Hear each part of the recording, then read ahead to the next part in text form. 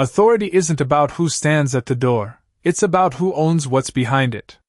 The fluorescent lights hummed overhead as Naomi Carter stepped into the federal checkpoint, her footsteps steady against the polished floor, her expression calm, unreadable, controlled.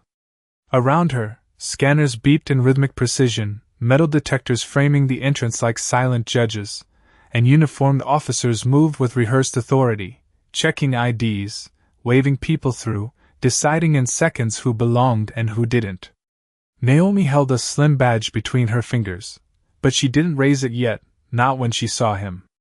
Officer Daniel Hayes. Tall, broad, posture stiff with confidence that came from years of never being questioned.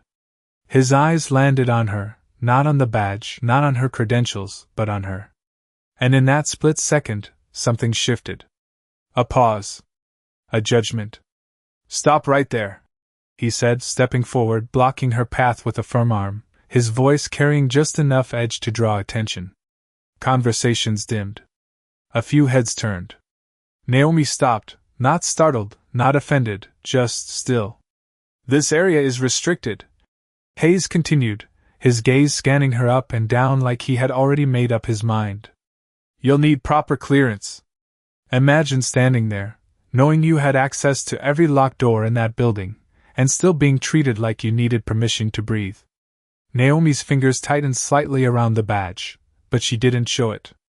"I have clearance," she said evenly, her voice low, controlled, not defensive, not aggressive, just certain. Hayes let out a short breath, almost a laugh, shaking his head as if he'd heard that line too many times before. "Yeah, I'm sure you think you do," he replied, louder now, enough for the nearby agents to hear, enough for the moment to stretch. "But people don't just walk in here because they say they belong." The words hung in the air, heavier than they sounded. Around them, the quiet tension built, subtle but undeniable. A security camera above shifted slightly, its lens angling toward the interaction. Somewhere in the background, a radio crackled faintly, but no one moved. Naomi didn't react. No anger. No argument. Just silence. The kind of silence that doesn't surrender, it waits. Hayes stepped closer, his presence filling the space, confident, certain, unchallenged. "Step aside," he added, gesturing toward the exit lane, already dismissing her, already deciding the outcome. And for a moment, it looked like that was it. Like she would turn, like she would walk away, like the system would keep moving exactly as it always had.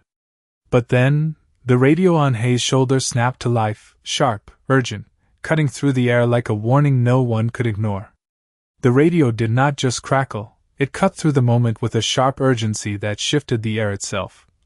"All units stand by. We have a developing situation. Command needs immediate access to the central operations floor."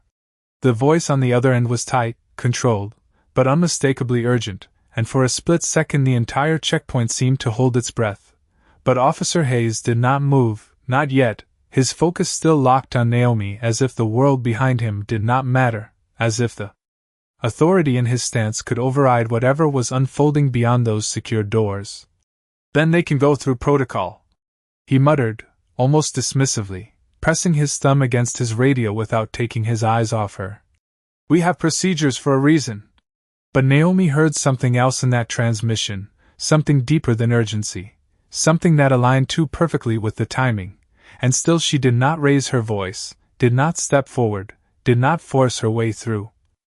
Because real authority does not rush, it waits for the moment when the truth reveals itself, and around them the tension thickened, subtle but suffocating. Agents who had been moving moments ago now slowed, their attention drifting, their instincts telling them something was off. One of them glanced toward Naomi, then quickly away, as if unsure whether to recognize what stood right in front of them. Hayes shifted his weight. His confidence still intact but now carrying a faint edge of irritation, the kind that comes when control feels just slightly out of reach. "I said step aside," he repeated, firmer this time, his voice echoing just enough to make it clear this was no longer a suggestion, and for a moment it seemed like the system would continue exactly as it always had, one decision, one assumption, one person deciding who belonged and who did not. But then the radio erupted again, louder, sharper, impossible to ignore. "This is command. Where is Commander Carter? We are losing time." The words landed differently this time, heavier, specific, undeniable, and a ripple moved through the checkpoint, small at first, a glance here, a shift there, but growing, spreading, until even Hayes could not ignore it. His brow tightened slightly, just enough to betray the first crack in his certainty, and Naomi finally moved, not forward, not past him, but just enough to turn her gaze directly to his, steady, unshaken, the kind of look that does not demand recognition because it already owns it. "You might want to listen," she said quietly, her voice calm, almost gentle, but carrying a weight that did not match the situation he thought he was controlling, and somewhere behind the secured doors, mechanisms began to unlock, not loudly, not dramatically, but with a quiet precision that signaled something far bigger than either of them had acknowledged, and in that moment, the balance began to shift, not because she forced it, but because the truth was already moving toward them. The sound of the unlocking mechanisms was subtle, almost too quiet to notice, but in a place built on control and clearance, even the smallest shift carried meaning, and suddenly the space behind Officer Hayes did not feel as solid as it had moments before, the sealed doors no longer just barriers but thresholds waiting to open, waiting to correct something that had already gone too far. Hayes turned slightly this time, just enough to glance over his shoulder, his jaw tightening as he tried to process the growing tension around him. Agents who had once moved with routine confidence were now exchanging looks, uncertain, alert, their training telling them that something important was unfolding and they were not yet aligned with it. The radio on his shoulder buzzed again, sharper now, less controlled. "Commander Carter. Respond immediately, we are out of time." And this time there was no mistaking it. The name landed in the open air, clear, undeniable, impossible to reinterpret, and for the first time, Hayes hesitated, not fully, not enough to step aside, but enough for doubt to slip in, a thin crack in the authority he had been standing on. His eyes moved back to Naomi, studying her more carefully now, as if trying to reconcile what he was hearing with what he thought he saw. But the two did not match, not in his mind, not in the system he believed he understood, and that was the problem, because Naomi had never needed to prove anything to him. She had simply allowed the moment to unfold, allowed the system to reveal itself, and now it was doing exactly that. The doors behind him released with a controlled, mechanical sound, not dramatic, not loud, but final, and as they opened, a group of high-level personnel stepped forward with purpose, their movements direct, their focus locked, not on Hayes, not on the checkpoint, but on her. "Commander Carter." One of them called, his voice firm, carrying both urgency and recognition. "We need you inside now." The air shifted completely in that instant, like a current reversing direction. The same space that had moments ago been filled with doubt and dismissal now bent around a new center of gravity, and it was not where Hayes had expected it to be. Naomi did not rush, did not react with surprise. She simply stepped forward, her movements smooth, deliberate, as if this had always been the path, because it had. And as she passed him, close enough that he could feel the shift without understanding it, she paused just for a fraction of a second, not to confront, not to accuse, but to let the moment settle, to let him stand in the realization forming behind his eyes, and then she spoke, her voice calm, steady, undeniable. "Next time," she said quietly, "look at the clearance, not the person." And with that, she continued forward, the people behind the doors falling into step with her instantly, following without question, because real authority does not need to explain itself, it is recognized the moment it is seen, and behind her, the checkpoint remained frozen, the silence heavier than before, because this time, everyone understood exactly what had just happened, even if one man was still trying to catch up to it. Inside the operations floor, the atmosphere was entirely different, not louder, not chaotic, but charged with a focused intensity that only existed when every second carried weight. Screens stretched across the walls displaying streams of data, maps layered with moving indicators, analysts speaking in low, precise tones as information flowed faster than anyone could fully process without training, and at the center of it all, Naomi Carter stepped forward, her presence shifting the room. The Moment she entered, conversations adjusted, positions realigned, and without a single raised voice, controls settled into place. "Status," she said, her tone calm but carrying immediate authority, and the nearest analyst responded without hesitation, outlining the developing threat, timelines tightening, decisions narrowing, and Naomi listened, not interrupting, not rushing, absorbing every detail with a stillness that made the urgency around her feel contained rather than chaotic, because this was where she belonged, not at the door, not explaining herself, but here, where decisions shaped outcomes. And while the room moved around her with precision, outside the sealed doors, the checkpoint remained frozen in the aftermath of a moment no one could ignore. Officer Hayes stood exactly where she had left him, but the space felt different now, the confidence that once filled it replaced by something quieter, heavier. The kind of silence that does not come from authority but from realization. Agents nearby avoided direct eye contact, not out of fear, but out of an unspoken understanding that the situation had shifted beyond explanation. Hayes reached for his radio again, but this time his movement was slower, less certain, as if the device in his hand no longer connected him to control but to a reality he had missed. "Control, confirm identity on Commander Carter," he said, his voice lower now, stripped of the edge it carried before, and the response came back almost immediately, clear, official, leaving no room for interpretation. "Commander Naomi Carter is lead authority on current operation. All units are to defer." The words echoed in his ear longer than they needed to, not because they were loud, but because they rewrote everything that had just happened, and for a moment, Hayes did not speak, did not move, he simply stood there, processing the gap between what he had believed and what was now undeniable, because it was not just that he had been wrong, it was that he had been certain, and certainty without awareness carries consequences no one sees coming. Inside the operations floor, Naomi moved to the central console, her focus unwavering as she began issuing instructions, her voice steady, guiding the room forward, not reacting to the pressure but directing it, and every response came back sharp, immediate, aligned, because authority, when real, does not need to be proven twice. It is recognized and followed without hesitation, and as the situation continued to unfold, one thing became clear: the system had never failed, it had simply been interrupted for a moment, delayed by a single decision made at a doorway, a decision that now stood exposed, not through confrontation, not through force, but through truth, quiet, undeniable, and impossible to ignore. Time inside the operations floor did not move the way it did outside. It compressed, sharpened, every second measured not by a clock but by consequence, and Naomi Carter stood at the center of it with a stillness that anchored everything around her, her eyes scanning the live feeds, tracking patterns, connecting fragments that others could only see in isolation. "Shift satellite overlay to Sector 3, she said, her voice calm, precise, and within seconds the main screen adjusted, revealing movement that had gone unnoticed just moments before. A subtle change, but enough to alter the entire direction of the response. "There," she continued, stepping closer, her finger hovering just inches from the display. "They are not moving randomly, they are testing response timing."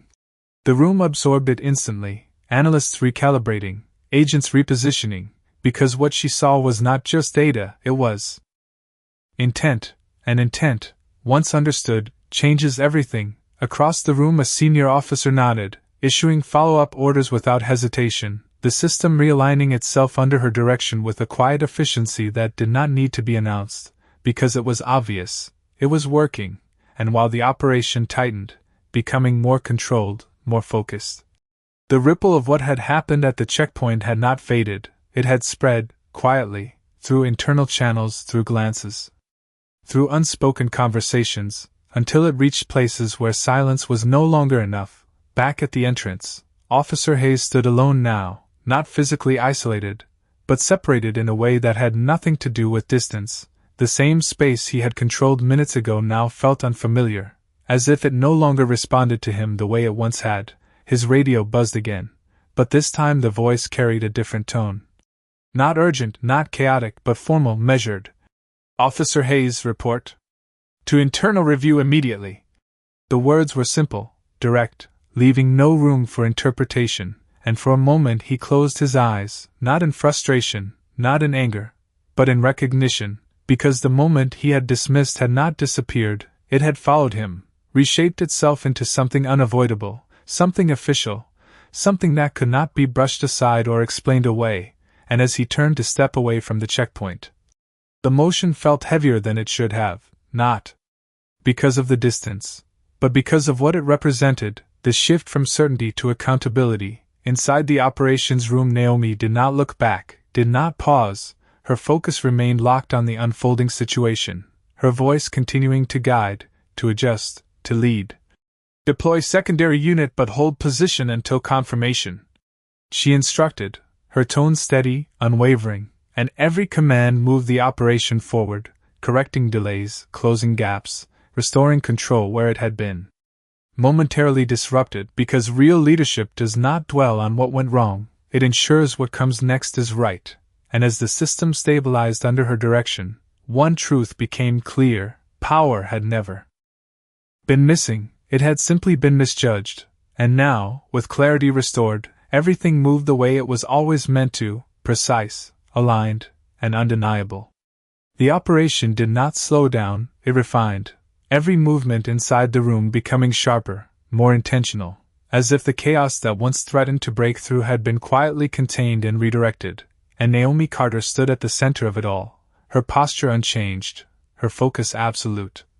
"Update me on response time variance," she said, her voice steady, and an analyst immediately responded, numbers appearing across the screen, projections tightening, margins narrowing. "We lost approximately 90 seconds at initial access point," the analyst added carefully, and for a brief moment the room felt that number, not as a mistake, but as a weight, something that could have shifted everything if left unchecked.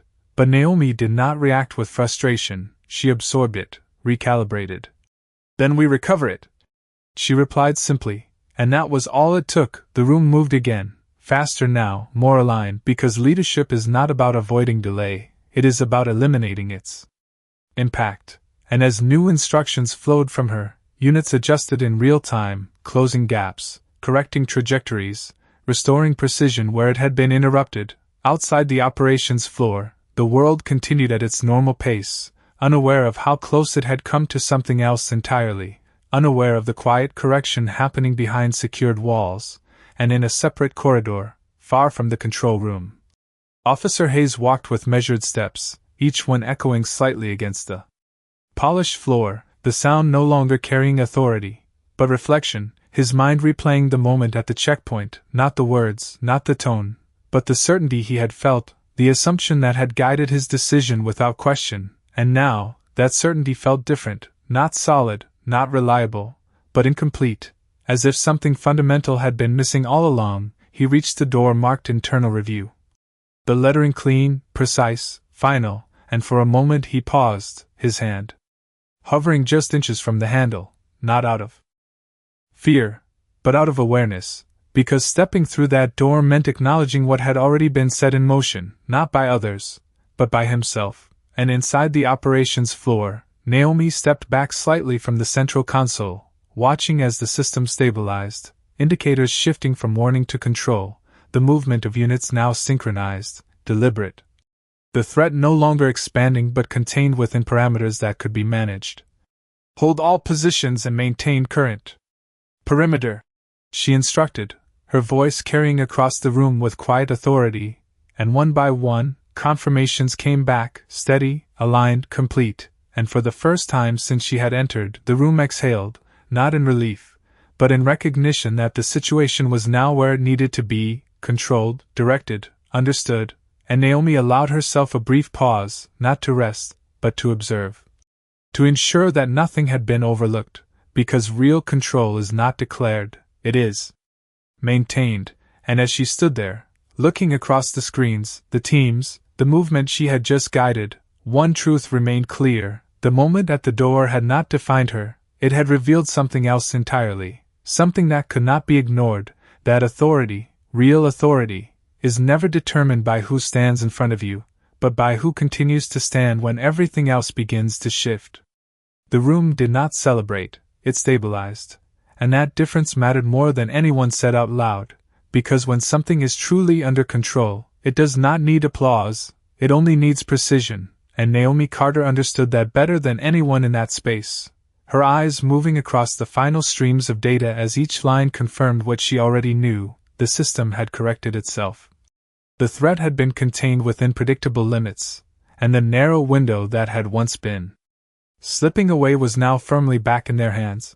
"Maintain monitoring for the next 15 minutes, she said calmly, her voice no longer urgent but still carrying authority that no one questioned, and the responses came back instantly, aligned, disciplined, complete, because once direction is clear, hesitation disappears.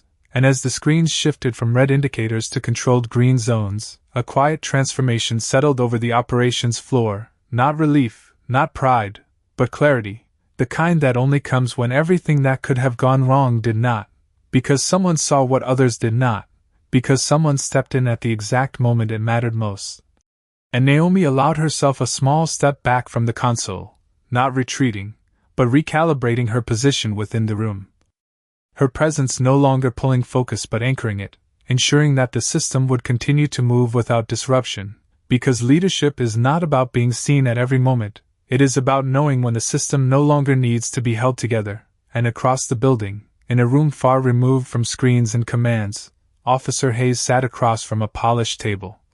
The silence there very different from the silence he had felt at the checkpoint.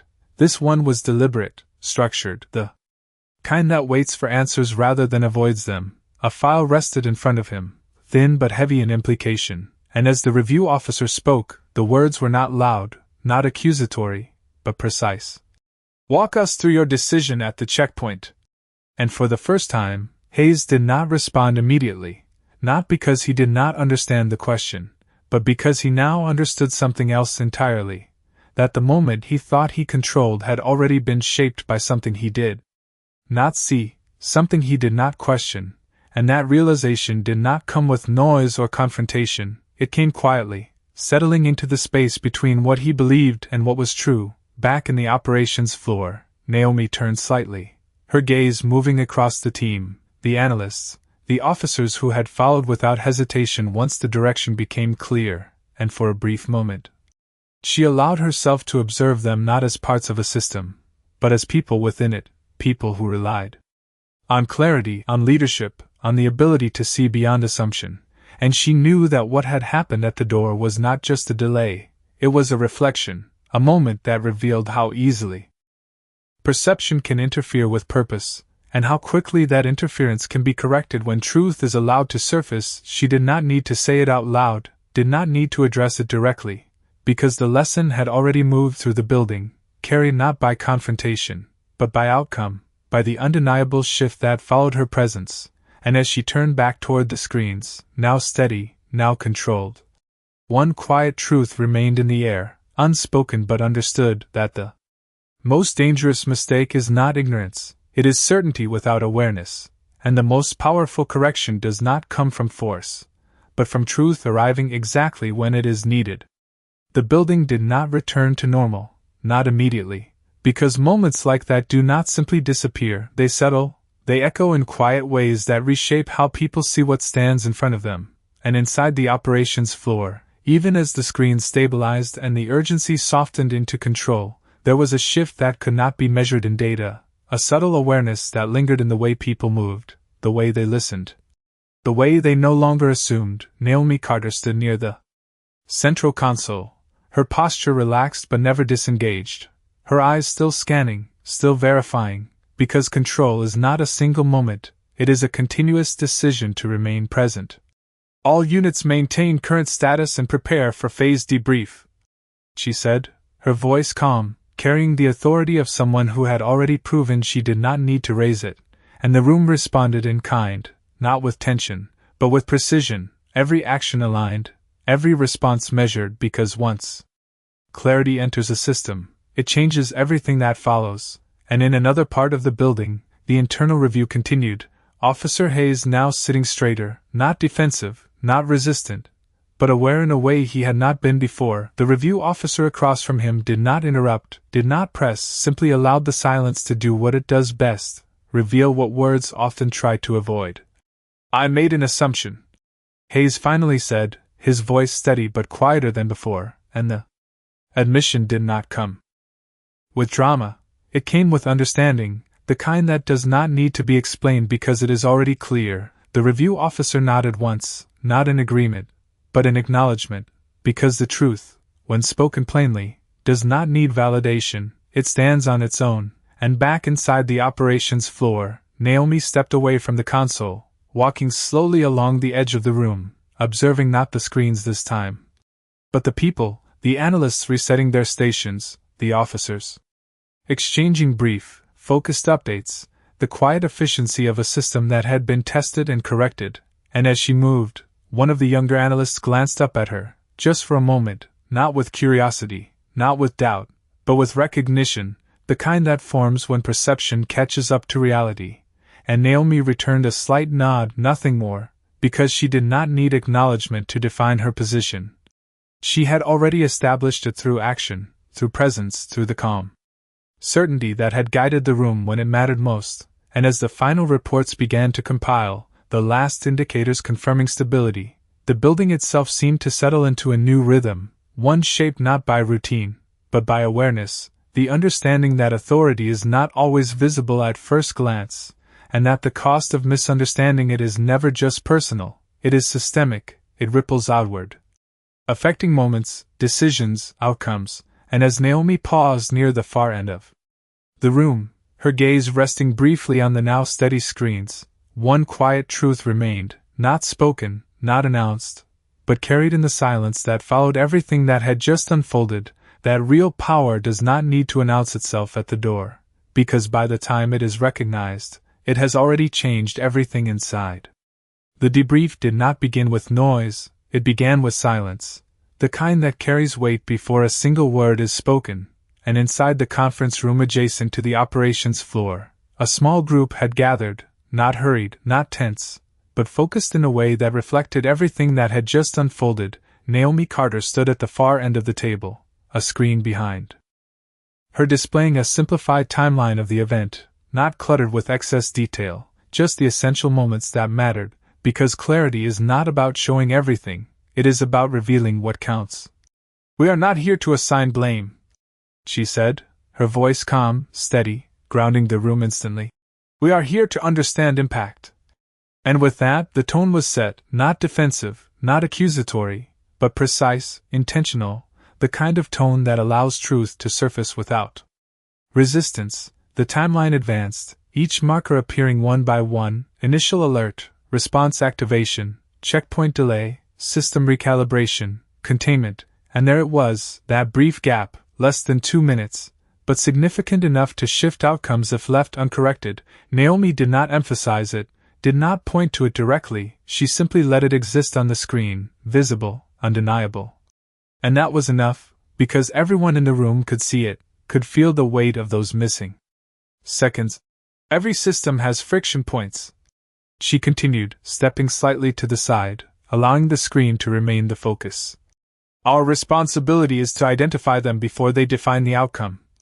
Her words were not directed at anyone specifically, but they reached everyone equally, because this was not about a single moment, it was about the pattern behind it, the assumption that slipped in unnoticed, the decision made without full awareness, and as she spoke, the room did not resist. It absorbed, because the difference between correction and criticism is intention, and her intention was clear, to strengthen, not to shame. In the back of the room, Officer Hayes stood quietly, not at the table, not central, but present, his posture no longer rigid, no longer guarded, just still, listening in a way he had not before, not to defend, not to justify, but to understand. And when the timeline paused again at that same moment, the checkpoint, the brief delay, Naomi finally turned her gaze slightly in his direction, not directly, not calling him out, but acknowledging the point without needing to name it. Access decisions must be based on verification, not perception, she said, her tone unchanged, but the words landed differently now, deeper, clearer, because they were no longer theoretical, they were lived, and Hayes felt it, not as accusation, but as clarity, the kind that does not push you down, but forces you to stand differently, to see differently, to act differently moving forward, and as the debrief continued, solutions emerged, small adjustments, procedural refinements. Communication protocols strengthened, all of it building on that one moment, not to erase it, but to ensure it would not repeat. And when the session finally came to a close, there was no applause, no dramatic resolution, just a quiet understanding that something had shifted, something important. And as Naomi gathered her notes and stepped away from the table, she did not look for acknowledgement, did not wait for recognition, because she did not need it.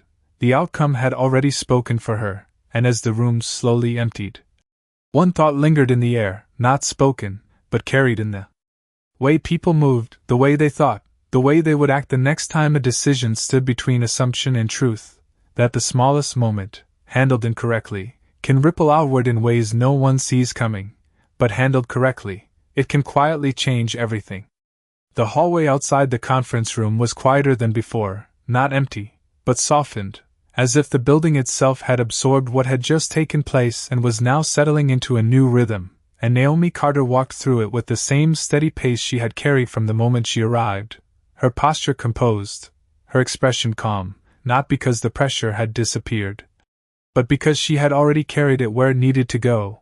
And as she passed by glass panels and secured doors, people inside glanced up briefly, not with curiosity anymore, but with recognition, the kind that forms after understanding replaces assumption. And she did not slow, did not acknowledge each look, not out of distance, but because she did not need to. The shift had already happened, and further down the corridor, near a corner where the light dimmed slightly against the polished floor, Officer Hayes stood waiting, not in uniformed authority this time, but in quiet stillness, his shoulders no longer squared with certainty, his presence no longer filling the space, but existing within it. And as Naomi approached, he did not step forward immediately, did not interrupt her path, he simply waited until she was close enough to hear without effort.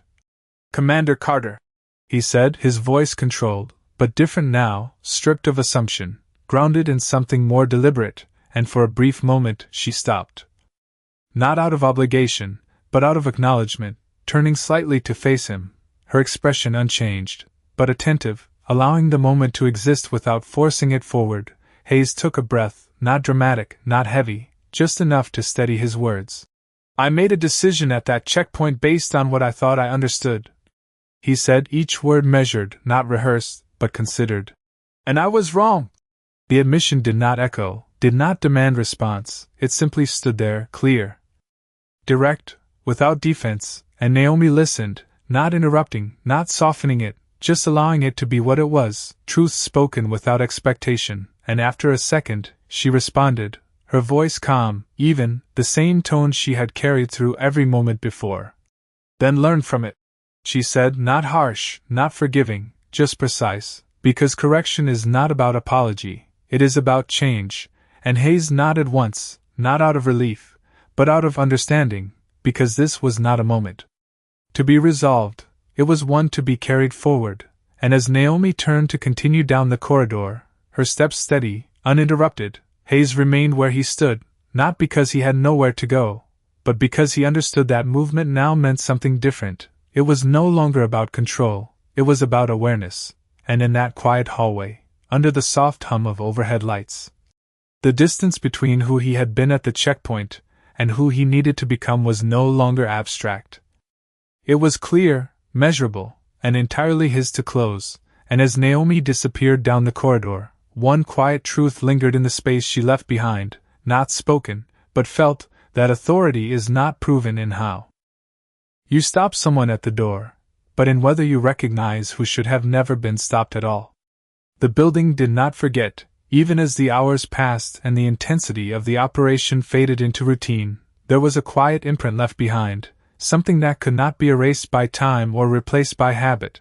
And inside the same checkpoint where everything had begun, the rhythm had returned, scanners beeped, badges were checked, footsteps echoed in familiar patterns, but something was different, not in the system, but in the way it was being carried out. Officer Daniel Hayes stood at his post once again, his uniform the same, his position unchanged, but the way he observed the people approaching him had shifted, his eyes no longer searching for confirmation of what he assumed, but for understanding of what was in front of him, and each person who stepped forward was met not with judgment, but with attention, deliberate, measured, aware, and it was subtle, almost invisible to anyone passing through.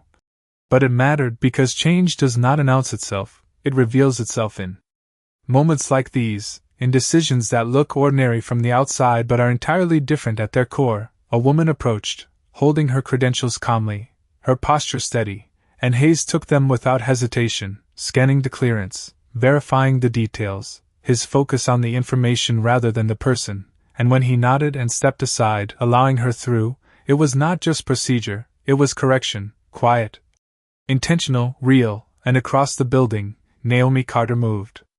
Through a different corridor, her pace steady, her presence no less composed than before. But now the urgency had been replaced with something else, continuity, the ongoing work that follows every resolved moment, because the end of one's situation is never the end of responsibility, it is simply the beginning of the next, and as she entered another secured area, the doors opened without pause. The system recognizing her immediately, not because it had learned something new, but because it had always known, and now, so did everyone else, and as she stepped inside, a junior officer glanced at her briefly, then straightened slightly, not out of fear, but out of respect, the kind that forms when authority is no longer questioned, and Naomi acknowledged it with the smallest nod, not needing more, because recognition does not need to be exaggerated to be real. And back at the checkpoint, Hayes adjusted his stance slightly, his grip on the routine now different, not rigid, but grounded, and as the next person approached, he did not rush, did not assume, he simply observed, verified, and acted, the process now aligned with purpose rather than perception, and in that quiet repetition, something important had taken hold, something that would not fade as quickly as the moment that created it, because the most meaningful change is not loud, it is consistent,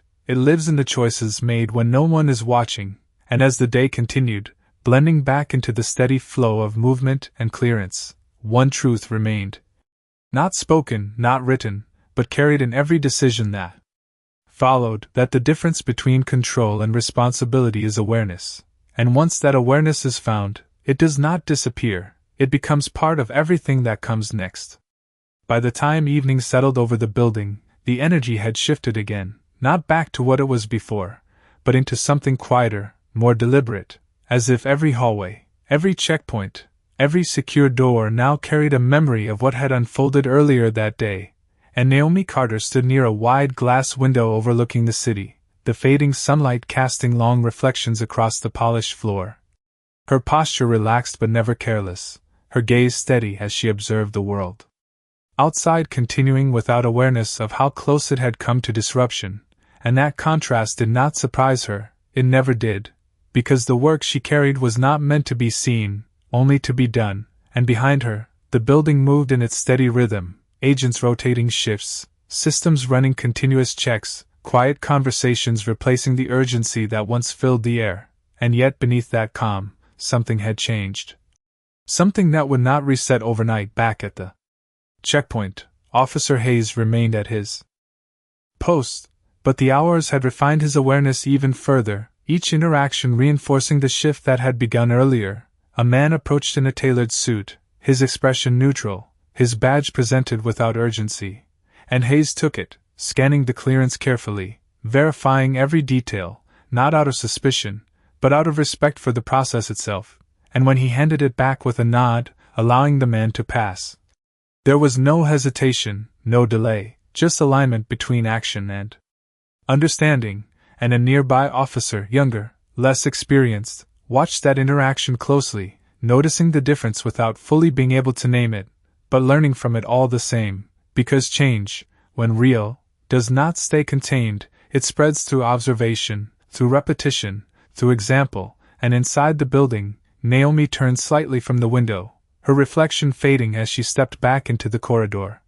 Her focus returning not to what had happened, but to what still needed to be maintained, because resolution is never the final step, it is the point where responsibility continues, and as she walked, her steps measured, consistent, she passed by teams already preparing for the next rotation, the next briefing, The next moment that would require the same clarity she had carried earlier, and no one stopped her, no one questioned her presence, not because they had been told not to, but because they understood now, fully, completely, that she belonged wherever she chose to stand. And as she moved deeper into the building, the quiet hum of operations surrounding her, one truth settled into the space she left behind, not spoken, not written, but carried in the way people now approach their roles, their decisions, their responsibilities.